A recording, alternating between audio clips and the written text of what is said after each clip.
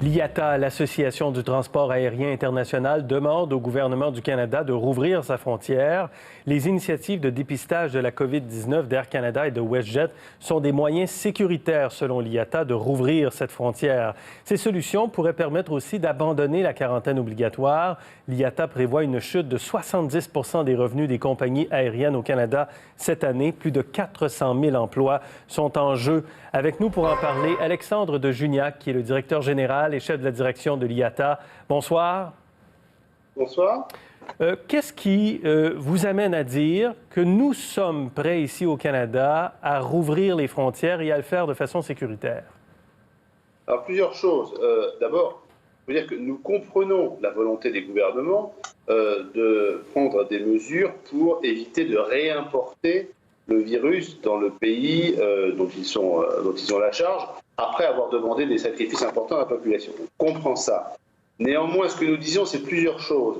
Les mesures de quarantaine que beaucoup de gouvernements, pas que le gouvernement canadien, mais beaucoup de gouvernements mettent en place, elles sont d'abord complètement dissuasives au transport aérien. C'est bien simple, c'est du bon sens d'ailleurs.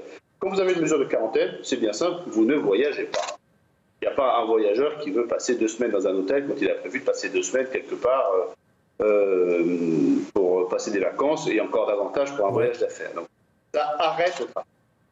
Et ce que nous disons, c'est que nous proposons au gouvernement, dans le cadre de l'OACI, qui est l'Organisation de l'Aviation Civile Internationale, dont le siège est à Montréal d'ailleurs, de discuter la mise en place d'un dispositif de test des passagers, de test de tous les passagers, avec maintenant que l'industrie du test a beaucoup progressé et qu'elle permet d'envisager à assez court terme la mise en place d'un test systématique de tous les passagers pour éviter que l'on transporte des passagers qui seraient infectés par le virus, avec une sécurité, une sécurisation des tests qui est très importante. Est-ce qu'on n'est pas déjà en train de travailler sur cette solution-là qui doit venir au moment où elle sera prête et dans l'ordre des choses en matière de santé publique?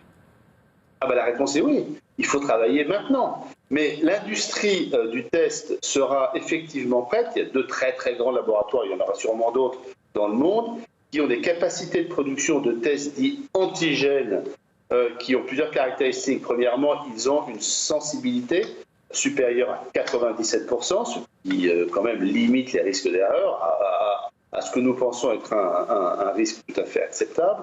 Deuxièmement, ils sont rapides, quelques minutes pour avoir le résultat. Ils ont un coût tout à fait abordable, aux alentours de 7 à 8 dollars, ou 7 à 8 francs suisses, ou 7 à 8 dollars américains. Ils peuvent être faits et opérés par un personnel qui n'a pas besoin d'être immensément qualifié, et ils n'ont pas besoin d'une machine.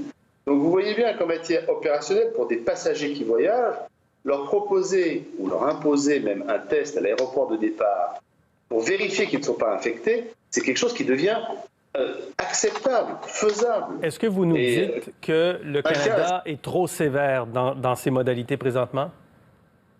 Moi, je crois que le Canada met en place des mesures de quarantaine qui sont, si vous me permettez cette... Qui sont quoi? On a raté le mot. Qui sont un peu excessives. Je pense que maintenant, ceci dit, je comprends qu'on mette en place des mesures de protection. Mais ce que nous disons, c'est si on met en place des mesures de test, il n'y a plus besoin d'avoir ces mesures de protection. Et sur le fond, quand vous y réfléchissez, la vraie raison pour ça, c'est que nous devons vivre avec le virus, on le veuille ou non.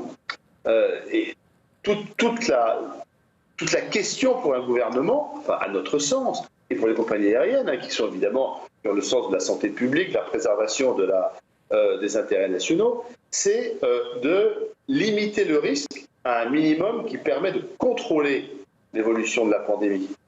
Ce qui nous paraît raisonnable, parce que ça nous permet de vivre, ça permet à l'économie de fonctionner, pas uniquement au transport aérien, mais à toute l'économie de fonctionner dans des conditions à peu près normales, avec des mesures de sécurité qui limitent le risque à un niveau qui nous paraît tout à fait acceptable. Voilà, c'est notre proposition. Nous allons discuter dans le cadre de l'ICAO, non seulement avec le gouvernement canadien, mais avec tous les gouvernements de la planète. Vous nous avez fourni d'ailleurs un graphique qui montre qu'à chaque fois où on a renouvelé les mesures de quarantaine, à la fin juin jusqu'au 31 juillet, ensuite le 31 juillet jusqu'au 31 août, puis ensuite le 31 août jusqu'à la fin septembre.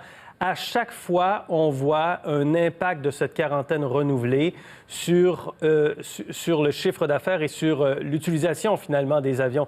Donc, vous dites que dans ce contexte-là, vous ne serez jamais, les compagnies aériennes, capables de reprendre des activités, ne serait-ce qu'un peu normales.